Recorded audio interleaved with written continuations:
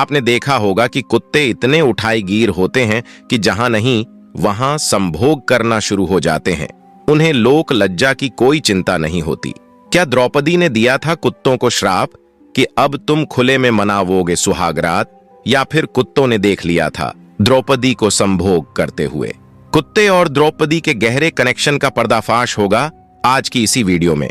हमारे चैनल पर नए हैं तो एक लाइक करके चैनल को सब्सक्राइब अवश्य करें। कहानी की शुरुआत द्रौपदी विवाह से होती है। अर्जुन द्रौपदी से विवाह कर उन्हें अपने घर लाए तो माता कुंती ने अनजाने में यह कह दिया था कि जो भी लाए हो उसे सभी भाई बराबर बराबर बांटकर उसका उपयोग करेंगे, और इसी वजह से पांचों भाइयों को द्रौपदी से विवाह करना पड़ा था। दरअसल हकीकत सत्य से कई ज्यादा है। वैसे आपको बता दें कि यह सब भगवान महादेव का रचा हुआ खेल था। आपको बता दें कि द्रौपदी ने भगवान शिव की पूजा करके उनसे वरदान मांगा था कि उन्हें बल, बुद्धि, कौशल, शौर्य और नैतिकता में परिपूर्ण वर प्राप्त हो। लेकिन द्वापर युग में ऐसा संभव नहीं हो सका। हर किसी न किसी व्यक्ति में कुछ न कुछ कमी होती थी, और इसी वजह से द्रौपदी को ये सारे गुण उनके अलग अलग पतियों में मिले। जब अर्जुन ने द्रौपदी को शादी करके घर लाए थे तो इसी कारण अनजाने में माता कुंती के मुंह से ये निकल गया कि इसे आपस में बराबर बराबर बांट लो, और अपनी मां कुंती का मान रखने के लिए पांचों भाइयों को द्रौपदी से शादी करनी पड़ी। और इसके बाद पांडवों में यह निर्णय लिया गया कि प्रत्येक वर्ष किसी एक ही पांडव के साथ द्रौपदी संभोग करेंगी, और जो कोई भी इस निर्णय का दुरुपयोग करेगा उसे 1 वर्ष तक वनवास जाना होगा।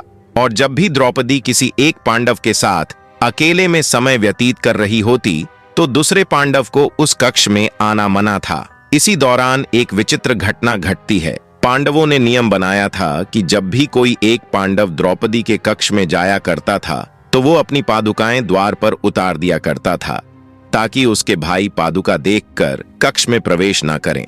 परंतु एक बार जब अर्जुन अपनी पादुका प्रवेश द्वार के बाहर उतार द्रौपदी के संग प्रेम प्रसंग में लीन थे, तभी द्वार पर एक कुत्ता आया और खेल खेल में उस कुत्ते ने उस अर्जुन की पादुका उठा ली और उसे लेकर वो पास के जंगल में जाकर उसके साथ खेलने लगा। उसी दौरान भीम अपने कक्ष की ओर प्रस्थान कर रहे थे। उन्होंने देखा कि द्रौपदी के कक्ष के बाहर कोई पादुकाएं नहीं है, और वो द्रौपदी के कक्ष में प्रवेश कर गए। इस तरह से भीम को अपने कक्ष में देखकर द्रौपदी काफी शर्मिंदा हो गईं, और बहुत ही क्रोधित होते हुए उन्होंने भीम से कहा कि उसने कक्ष में प्रवेश कैसे किया जबकि अर्जुन उनके कक्ष में है। इस पर भीम ने बताया कि बाहर कोई पादुका द्वार पर नहीं रखी है। दोनों भाई कक्ष के बाहर जाकर पादुकाओं को खोजना शुरू कर दिया। ढूंढते ढूंढते वे पास के जंगल में पहुंच गए। उन्होंने देखा कि एक कुत्ता अर्जुन की पादुकाओं का साथ खेल रहा है। द्रौपदी इस बात से बहुत ही लज्जित महसूस कर रही थी और उतनी ही क्रोधित भी थी, तो उन्होंने क्रोध में आकर कुत्तों को यह श्राप दे दिया कि जैसे आज मुझे भीम ने सहवास करते देखा है, उसी तरह तुम्हें सारी दुनिया सहवास करते देखेगी।